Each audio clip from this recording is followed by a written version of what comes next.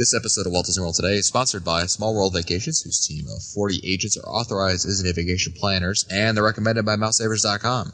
They're dedicated to your dreams and your dollars. So get your free price quote from Small World Vacations by going to www.wdwvacations.com, where the magic begins. This is Walt Disney World Today. Give us 5 minutes and we'll give you the world. It's Monday, October 22nd, 2007, and this is episode 325 of Walt Disney World Today. I'm Matt Hochberg from StudioCentral.com. Breathing into a paper bag, it's Mike Newell of Mouse World Radio. Welcome, Mike. I'm so sick. Dude, if you're going to spew in this. You are going to spew. And playing Bohemian Rhapsody in his old Ford Escort that he named Biff. It's Len Testa, co-author of the unofficial guide to Walt Disney World. Welcome, one. How's it going, Matt? Outstanding. That be Biff the Wonder Car? Biff the Wonder Car, that's right. See, I linger longer. Nice. And also on the show today is Mike Scopa of MousePlanet.com. And all ears now. Welcome, Mike. Come on, everybody. Here we go. We go. Da-na-na-na-na-na. Peter Pan's right. Peter Pan's flight. That's right. Who says it? Peter Pan. Peter Pan. As he flights. On his flight. As he on today, as he tiki birds, whatever. Okay, good. or gooder. Or good. On today's show, we're going to be talking about something that's kind of interesting. I think we've all kind of experienced this one. This is the first time we've kind of put it all together. It's a show about going to Walt Disney World in a group with other people, and I think it's easy enough when the four of us go and we drag perhaps our significant others, or we leave them at home, which is more often the case. And we do things our way, and it works out generally speaking. But even if we do bring a person or two, but when you're going in a group, it's a far different dynamic. And I think that's something we wanted to talk about, how to best handle trips with groups. And typically when we're talking about groups, we're not talking about, like say the four of us going together. We're talking about people who aren't necessarily Walt Disney World fanatics, right, Scopa? Talking about maybe, let's say you've decided to go down with your brothers and sisters' families. So now we're talking 7, 8, 9, 10 large groups of a large group. So you've got, if you have like 12 people, you have 12 different personalities. You have 12 different ideas as to what makes for a very good Disney vacation. And like you said, Matt, you may have among those 12 some who really aren't Disney addicts or Disney fans. So you need to figure out how to plan the trip so that everybody has a good time, even the not so Disney fans. That's right. And I think the key is trying to make everyone happy, or at least content, and not thinking that their input has been left out of it, or you're trying to take over the vacation and it's the it's the Mike Scopa show and everyone else is just around for the ride. Yep, that happens all the time. Yeah, I mean, I think you have to set early on, as soon as you know about the trip, set people down and set some expectations around. This is what the crowds are going to be like. Because of the dining plan, here's how far in advance we have to plan. And, people will go through the normal 12-step process. Like, I don't believe you have to make reservations 6 months in advance to, through the whole thing of denial, rationalizations, and then acceptance. But it's just like your AA meeting all over. I know, exactly. It is just like an AA meeting. So if you tell people that this is what you have to do if you want to have a sit-down meal, right? If you want to be able to sit down and eat rather than going quick service or counter service somewhere. Eventually they'll get it. So if you can plan more than 6 months out, that's definitely the way to do it. Now, obviously, if you're within 6 months, then it's somebody's job is going to be to start calling Disney Dining to see what's available, and then from there you make your choices from that. That's what I would do. Now, how do you guys feel about splitting up? Do you guys try to keep the group together and try to do it all as a group, or do you see splitting up as a better option, as a worse option? How do you see that? And when I say splitting up, I mean, let's assume we're all going to go to the same park together, but, maybe someone goes to Ride Space Mountain while the other group, half the group goes to, TTA or something. What do you guys think about splitting up? Split up. That's a good idea. Yeah, I think that what you can try to do is you can try to figure out what everybody wants out of a initial visit to, let's say, Epcot. Say, okay, what does everybody want to do? Well, we all want to do soaring. Okay, well, if you all want to do soaring, then maybe you all should go to Soarin' first thing in the morning and then split up and then maybe meet for lunch and maybe do something maybe together, one thing together, maybe the American Adventure in the afternoon. Say, okay, we're going to meet at the American Adventure. We're going to meet at, let's say, 2 o'clock. We're going to see Voices of Liberty, and we're going to do American Adventure. Okay, then we're all going to split up again, and then we're going to meet for dinner or whatever at, the Electric Umbrella. And then, okay, then you guys do whatever you want to do, roam around, and then we'll meet together for Illuminations. I think that splitting up is good. I think that you should try to mix the splitting up and enjoying stuff as a group. I think that that would be a good way to mix up the day. I think just splitting may be kind of tough. I don't know if that would work. I think everyone needs some time to themselves. I'm an Space, advocate of splitting up.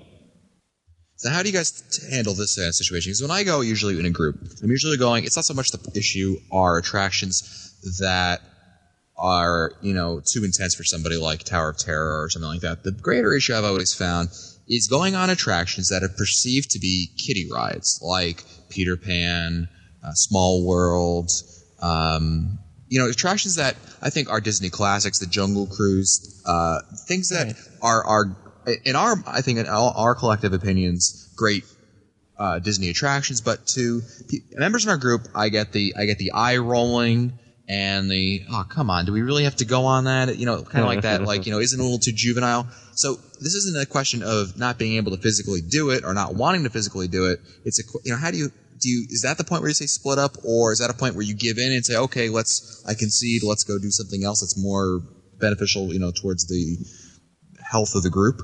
Well, that's where the pre-planning comes into play. I think I would hope that everyone would have a pretty good idea as to what everyone's opinion is of most of the attractions. So that Fred over here doesn't like the kiddie rides, and Matilda over here doesn't like the thrill rides. So you try to balance it out, and you try to do that ahead of time, Matt, so you don't get into a situation where it becomes somewhat uncomfortable, at the time.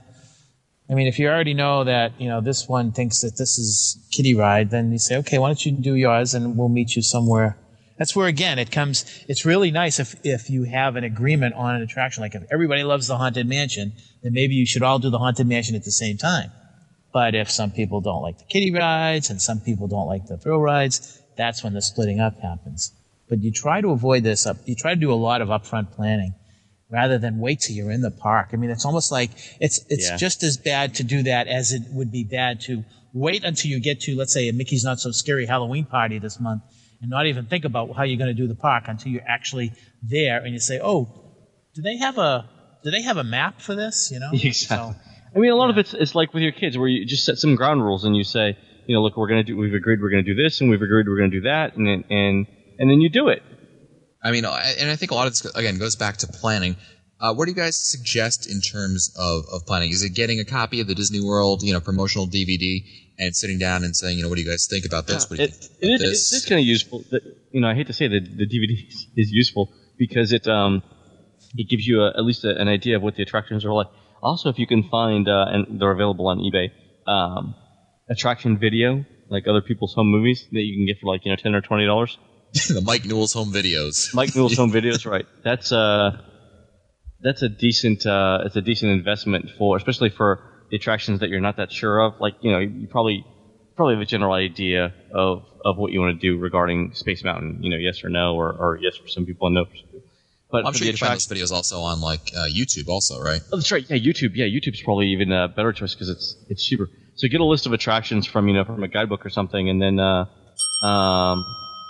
didn't say which guidebook. and then go onto YouTube and look at the videos. But make sure you're grabbing the Disney World version, not the Disneyland version of them. The thing is that a lot of people will say, well, why don't you talk to people who have been there, which I think is a good idea. But you really have to be careful when you talk with someone who gets very excited over some attractions and tries to convince you that, this is a can't miss attraction. You need to go to Stitch's Great Escape. It's the greatest attraction, blah, blah, blah. It would be nice if you could talk to someone who has been to Walt Disney World recently, and you know that they're going to give you an objective description as to what everything is. It's very dangerous to talk to people who will give you try to convince you that this is what you want to see when you go down there, because it may not be the case. Are there things that you guys would suggest avoiding, certain pitfalls that you see, no matter what the group, you definitely don't want to do this, other than the Animal Kingdom? Wow. Nice. Yeah. Well, I thought that joke was going to slide by there and I wasn't going to notice it. Yeah. Well, there's some. I mean, you could go through the parks, and we could say. I mean, again, it's really hard. I mean, what I used. Obviously, I used Stitch's Great Escape because I don't think it's that good of an attraction. But that's me. You know, that might be fine for someone else. It's really hard to say. I like you were saying, Matt. You know, we like Peter Pan's Flight, we like Small World, we like Snow White's Adventures. We think they're classic, but for somebody else, they might say, you know, we don't like that. And I think for a lot of this stuff, it's having the plan, and it's saying up front, you know, here's what we're going to do, and here's what we're not going to do, and here are the ground rules. And once you have the ground rules, then it makes your life a whole lot easier. So. Yeah. Now, what do you guys think about resorts? Do you think that you should invest in perhaps a little bit more of an upgraded resort because of the group, and maybe you're just spending more time over there, or do you see it as probably spending most of the time in the park, so it really doesn't matter? Might as well just, you know, get a bunch of rooms at, you know, Pop Century or All Star. It's gonna depend on the budget, but and you know what everyone is gonna do. The interesting thing is when you if you're traveling with groups who maybe can afford a better hotel, and another group maybe who can't, or is saving money for something else. So you have people who want to stay at a deluxe resort versus people who want to stay at a value resort. And obviously the way to get around that is everyone stays where they want to stay or can stay, and then you agree to meet up somewhere in the parks at a given time. You know what you also might want to consider doing is, if you have, I mean, we're talking about groups, and I don't know what you guys are thinking of groups, how many numbers, but I was thinking maybe if you have something like, you might want to look into something like a grand gathering, and you need about 8 people for that. And that might be because with the grand gatherings, you can get those signature event things, like, you know, like a VIP viewing Illuminations, or one of those safari tours, and something like that, something small like that can really make a vacation for people. You know, like, yeah, we had a fun time, but, you know, you need to hear about this thing that we did on, you know, we saw Illuminations, or, you know, we went on the safari, and it was, right. You know, I think you got to, like, try to plan into each day kind of like that oomph moment, like that the thing your day's based around. You know what I mean? Something that's going to really knock their socks off. Right. For lack of a better word, you know, English is only my first language. So, you know, so maybe something like that, something that, like, you can really, sometimes it might be an attraction. Maybe it'll be like that grand gathering tour. Alternatively, it might be a meal. Maybe you're going to be planning, everyone's going to go out to a nice meal one night, and you're all going to go, you know, to perhaps a restaurant you really think. Maybe it'll be like a prime time, or maybe a little classier. Maybe you're going to go to, you know, Narcoossee's and have a really good time together. You know, so I think that's how I would kind of try to tackle the issue. Try to find something that's going to kind of, you know, be that highlight of the day for everybody, something that's going to appeal to everyone, and everyone's going to really take apart and say, wow, you know, that was really good. That was, you know, when all else fails, you can always just refer back to that cool thing that you had that day, or maybe the thing that's coming up that day. Cool. Any other tips, any other information that you would recommend for tips from previous experience? Maybe you guys have said, well, boy, you know, I did this one time and that just did not work out well at all. I think it's important, Matt. I think Len talked about this early on. I think that trying to get an idea well ahead of time as to how everyone wants to look at how they're going to eat while they're there, dining, if there are any kind of dietary concerns, what kind of eating habits, you know, do they want just quick service? I think that would be something to think about too, because just as they may have different budgets for the resort hotels, they may have different budgets for the dining as well. Right, exactly. You know, I mean, you're going to go eat at Tutu Italia, or you're going to, whatever that's called, Tutu Italia, or you're going to eat at, you know, Aloha Isle, you know. Aloha Isle. Can you eat there? It's just there? Oh, you can eat Dole Whip. Yeah. Not much protein. That's it for us today. Again, this episode of Walt Disney World Today has been sponsored by Small World Vacations, whose team of 40 agents are authorized Disney vacation planners, and they're recommended by MouseSavers.com. They're dedicated to your dreams and your dollars. So get your free price quote from Small World Vacations by going to www.wdwvacations.com, where the magic begins. If you want to find our older episodes, read our show notes, or send us your comments, visit the Walt Disney World Today website at www.wdwtoday.com. For Len Testa, Mike Scopa, and Mike Newell, I'm Matt Hochberg. We'll see you on the next show.